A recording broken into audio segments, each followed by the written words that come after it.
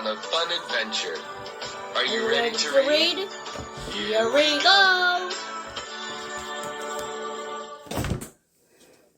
Pete lost a tooth. Pete lost a tooth. Put it under your pillow, his mom says. Put it under your pillow, his mom says. The tooth fairy will come. The tooth fairy will come. Pete puts the tooth under his pillow. Pete puts the tooth under his pillow. He closes his eyes. He closes his eyes.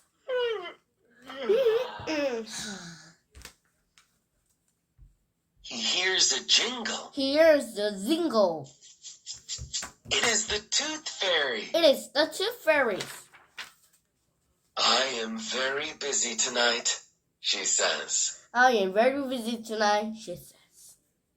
I can help, says Pete. I can help, says Pete. Great! She gives Pete magic wings. Great! She gives Pete magic wings. He can fly. He can fly. Visit these cool kids. Visit this coquette, says the tooth fairy. says the tooth fairies. Just take the tooth and leave a coin, she says. Just take the tooth and leave the coin, she says. Pete is ready to go. Pete is ready to go. Callie is first on the list. Callie is first on the list. There is Callie's lost tooth. There is Callie's lost tooth. Pete takes the tooth. Pete takes the tooth. He leaves a coin for Callie. He leaves a coin for Callie. Alligator is next on the list. Alligator is next on the list.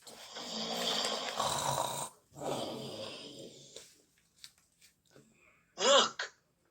Alligator's lost tooth. Look, alligator lost a tooth. Careful, it is very sharp. Careful, it is very sharp.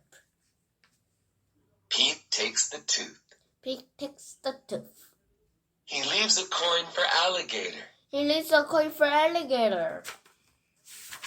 Gus the platypus is next on the list. Gus the platypus is next on the list. Uh-oh. Uh-oh. Where is the tooth? Where is the tooth? The tooth is not here. The tooth is not here.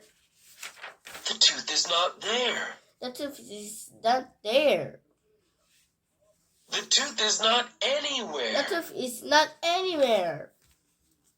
Where is Gus's lost tooth? Where is Gus's lost tooth? The lost tooth is lost. The lost tooth is lost.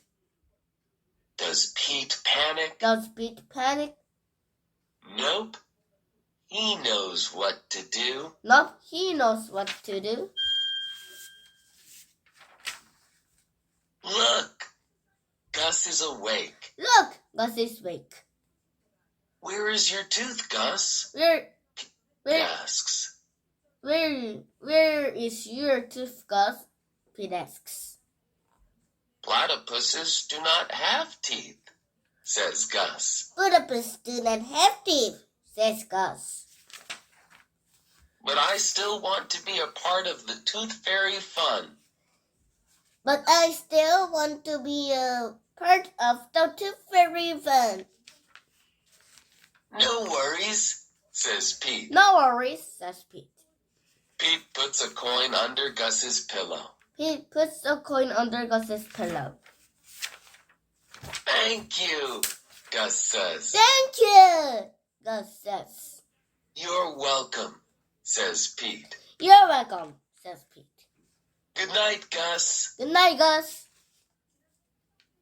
Great work, Pete, says the tooth fairy. Great work, Pete, says the tooth fairies. No problem, says Pete. No problem, says Pete. Not everyone is the same. Not everyone is not the same. Not everyone is the same. But being kind is always cool. But being kind is always cool.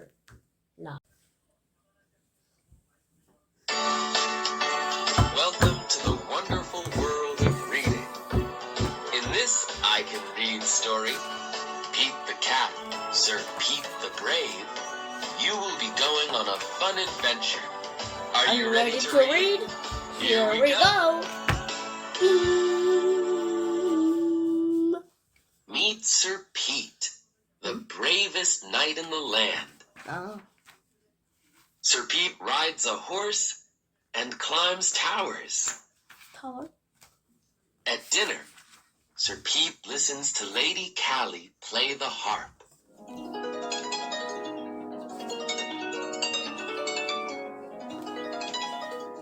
Lady Callie is awesome. Bravo!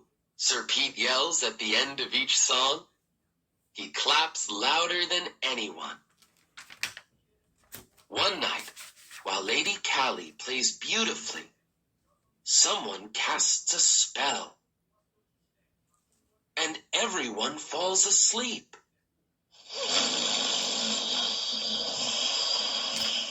Even Sir Pete.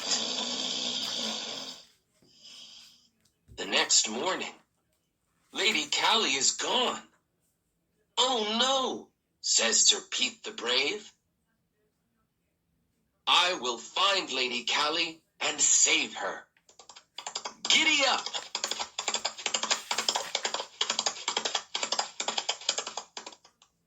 Sir Pete falls in a hole. The hole is a dragon's footprint.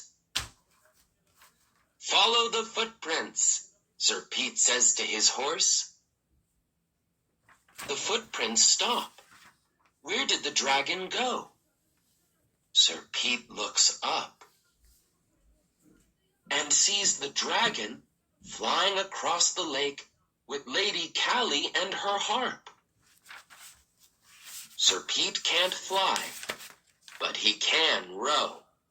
Across the lake he goes. Sir Pete sees a dragon cave. He has to go inside, but it is very dark.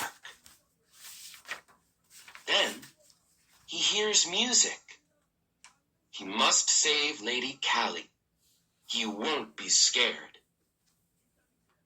He finds a harp, but no Lady Callie. Sir Pete will not give up. He climbs the highest hill. He looks around for Lady Callie. Then he hears a loud growl.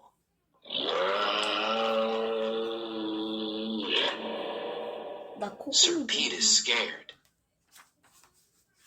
The hill starts to move. Sir Pete is on the dragon's back. Sir Pete knows what to do.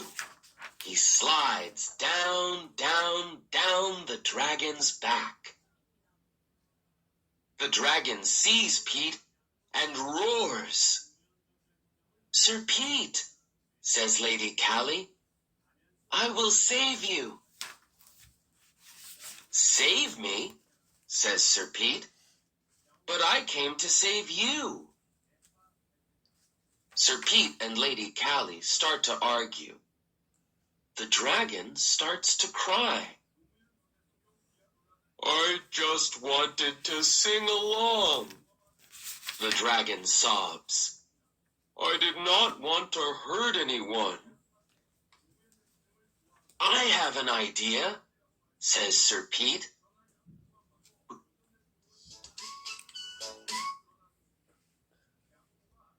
Will you give us a lift? The dragon flies Sir Pete and Lady Callie home. Everyone is happy to see them. You don't need a great voice to make music, says Sir Pete. Just good friends. The dragon joins the song. 3 cheers for Lady Callie and for Sir Pete the Brave. Hooray! Hello again and welcome to Reading with Evelyn. Do you like looking for shoes? Imagine if you had to look for 100 shoes for all 100 feet.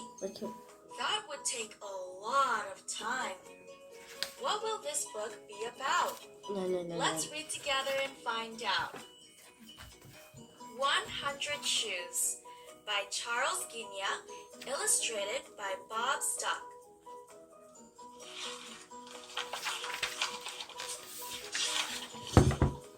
Centipede, centipede, how do you choose?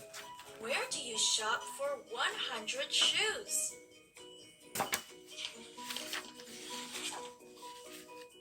"100 shoes for 100 feet. Shoes for the garden, shoes for the street.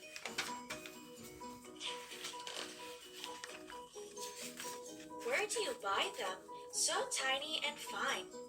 Do you go shopping on websites online?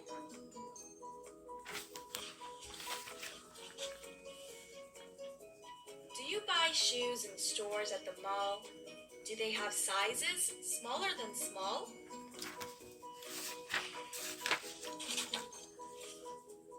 Shoes come in pairs.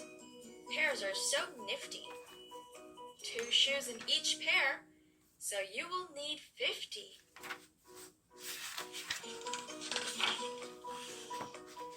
Or do you buy sets? 5 sets of 20? 10 sets of 10? I hope they have plenty.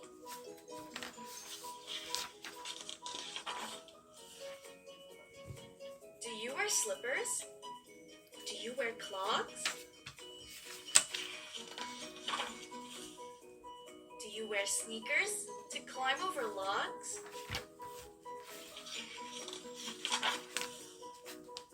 Do you like sandals? Do you like boots? Do you like loafers to wear with your suits? How do you tie your shoelaces tight? How do you tell your left from your right?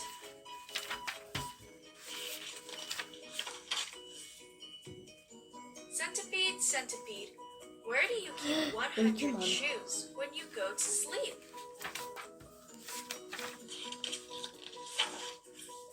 Centipede, centipede, I think I know why you walk barefoot wherever you go. The end. No wonder they don't wear shoes. Okay, let's look at this book's big word.